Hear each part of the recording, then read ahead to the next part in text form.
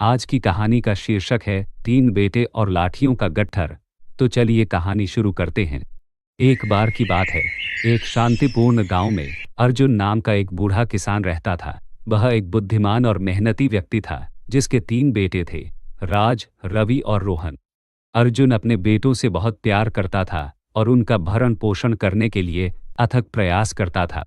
हालांकि उसके बेटे अक्सर झगड़ते थे और एक दूसरे के साथ ठीक से नहीं रहते थे।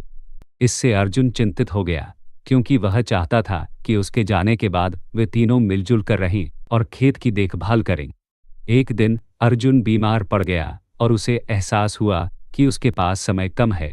उसने अपने बेटों को अपने पास बुलाया और कहा, मेरे प्यारे बेटों, मुझे तुम्हें कुछ महत्वपूर्ण बात सिखानी है। जाओ और मेरे लिए लकड़ियों का एक गट्ठर ले आओ। बेटे हैरान थे, लेकिन उन्होंने वैसा ही किया जैसा उनके पिता ने कहा था। वे पास के जंगल में गए, कुछ लकड़ियां इकट्ठा की, उन्हें रस्सी से बांध दिया और गट्ठर अपने पिता के पास ले आए। अर्जुन ने लकड़ियों के गट्ठर को देखा और फिर अपने बेटों को। उसने गट्ठर राज को देते हुए कहा, राज, मैं चाहता हूं कि तुम लकड़ियों के इस गट्ठर को तोड़ दो। राज मजबूत और आत्मविश्वासी था। उसने गट्ठर को तोड़ने की पूरी कोशिश की, लेकिन कितनी भी कोशिश करने के बावजूद वह उसे तोड़ नहीं सका। उसने सिर हिलाते हुए इसे अपने पिता को वापस सौंप दिया। फिर अर्जुन ने गट्ठर रवि को दिया और कहा, रवि, तुम इस गट्ठर को तोड़ने का प्रयास करो। रवि भी मजबूत और दृढ़ निश्चयी था। उसने अपनी सारी शक्ति लगा दी, लेकिन वह भी गट्ठर तोड़ने में असफल रहा। निराश होकर उसने इसे अपने पिता को वापस दे दिया। अंत में अर्जुन ने रोहन को गट्ठर सौंप दिया और कहा, रोहन, अब तुम्हारी बारी है। लकड़ियों के इस गट्ठर को तोड़ने का प्रयास करो। रोहन सबसे छोटा था और अपने भाइयों जितना मजबूत नहीं था, लेकिन उसने अपनी पूरी ताकत से कोशिश की।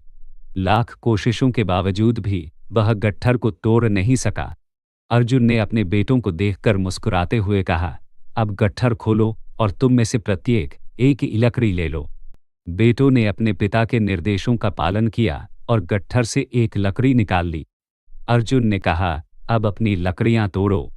बिना किसी कठिनाई के प्रत्येक बेटे ने अपनी लकड़ी को दो टुकड़ों में तोड़ दिया।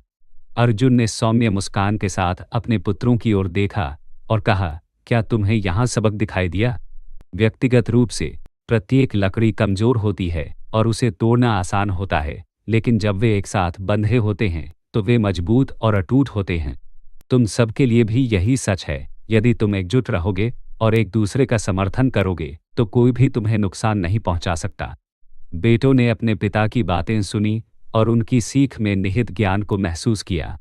वे समझ गए कि उनकी ताकत उनकी एकता में है और उन्हें खेत को चालू रखने और एक दूसरे का समर्थन करने के लिए मिलकर काम करने की जरूरत है।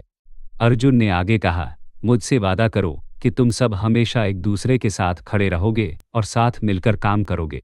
तीनों बेटों ने अपने पिता से वादा किया कि वे अपने मतभेद भुलाकर एक साथ मिलकर काम करेंगे।